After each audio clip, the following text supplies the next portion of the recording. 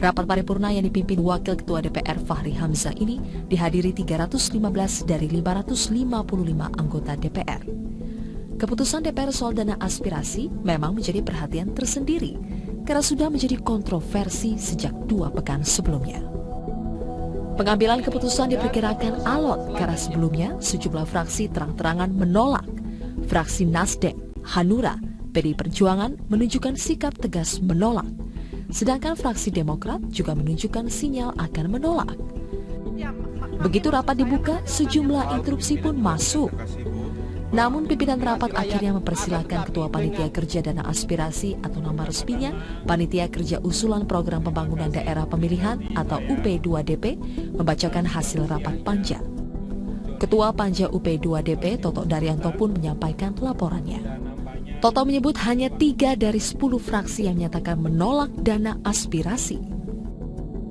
Kami laporkan bahwa 3 fraksi menyatakan tidak setuju, yaitu fraksi PDI Perjuangan, fraksi Nasdem, dan fraksi Hanura.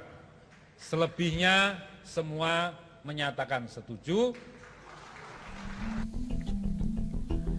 Fraksi Partai Demokrat yang sebelumnya menunjukkan sinyal menolak ternyata ikut menjadi fraksi yang menyetujui. Sebelum disahkan, sejumlah anggota Dewan melakukan interupsi. Namun sebagian besar interupsi itu diabaikan oleh pimpinan rapat Fahri Hamzah. Politisi Partai Keadilan Sejahtera ini terlihat buru-buru ketuk palu. Jadi saya kira kita setujui laporan tim mekanisme. Pimpinan. Setuju? Baik. Pimpinan. Baik, Bapak-bapak dan Ibu sekalian, nanti selanjutnya dibicarakan di dalam. Saya kira kan sebelum ditutup masih banyak yang protes, ya, masih banyak yang mencoba interupsi, tetapi sudah terlanjur diputuskan dan dinyatakan sidang tertutup. Ya, artinya publik juga bisa menilai bahwa keterburu-buruan, ketergesa-gesaan, dan saya kira itu juga bukan sesuatu yang karena keadaan tertentu, tapi memang desainnya begitu kira-kira. Itulah dulu kami mengingatkan bahwa palu itu harus dipegang orang atau pimpinan yang bijak, pimpinan yang memahami suasana kebatinan, pimpinan yang menempatkan kepentingan bersama di atas kepentingan golongan, dalam konteks ini kepentingan fraksi atau koalisi fraksinya. Sikap pimpinan Dewan yang ngotot mengesahkan dana aspirasi ini memang bukan hal yang mengejutkan, sebab sikap itu sudah ditunjukkan beberapa pekan sebelum rapat paripurna Dewan Selasa itu. Latar belakang adanya dana ini karena setiap kali anggota DPR berkunjung ke daerah pemilihannya, konstituen mereka menagih pembangunan sarana dan prasarana seperti jembatan dan infrastruktur lainnya. Dengan adanya dana aspirasi ini, anggota Dewan memiliki alokasi untuk pembangunan tersebut. Karena kami nggak mau pulang ke sana, ada usulan rakyat yang nggak pernah dibangun-bangun, muter-muter begitu, karena diputar-putar oleh birokrasi dari daerah sampai ke pusat, rakyat memprotes kepada anggota Dewan. Apa guna kamu sebagai anggota Dewan? Pada praktiknya, dana aspirasi ini nantinya akan menjadi dana anggota Dewan yang dititipkan kepada pemerintah daerah. Dengan sistem seperti itu, tak heran jika berbagai kalangan, termasuk sejumlah anggota Dewan, mengkritik sistem penganggaran seperti itu.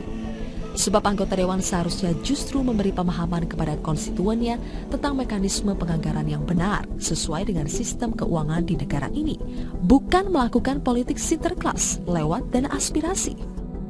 Di tengah pragmatisme politik yang terjadi, tugas DPR sebagai anggota dari partai politik ya adalah melakukan pendidikan politik yang baik pada rakyat. Kita menjelaskan kepada publik, kepada masyarakat kita bahwa dalam konteks pembangunan itu bagaimana keterlibatan publik, apa yang bisa didapatkan oleh masyarakat dengan proses politik yang harus dilewati, itu yang mestinya kita lakukan.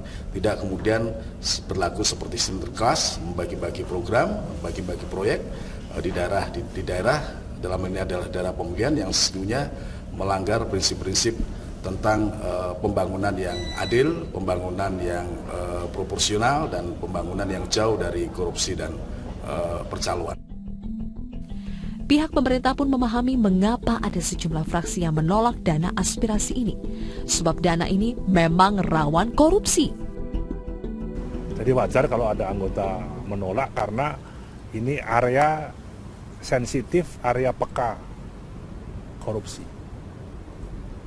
Kebijakan, walaupun anggota DPR tidak memungut 1 sen pun dia penuh diserahkan ke daerah, bisa nggak dia mengontrol sampai tahap pembangunan dari aspirasi itu akan berjalan? Kalau saya pernah pengalaman jadi anggota DPR, tidak yakin anggota DPR bisa mengontrol teknis pembangunan itu. Dan pasti kalau ada kesalahan, ada penyalahgunaan anggaran, ada pemotongan anggaran, pasti akan kena anggota DPR. Saat DPR bernafsu memainkan peran semi eksekutif, saat DPR sangat ingin menjadi sinterklas, maka di saat itulah publik bertanya-tanya, ada apa dengan anggota dewan? Wajar jika ada yang menduga ini adalah bentuk kreativitas baru anggota dewan untuk mengeruk uang negara. Saya melihat dana aspirasi ini memang konspirasi dari semua anggota DPR yang ada di sana, hampir semua ya.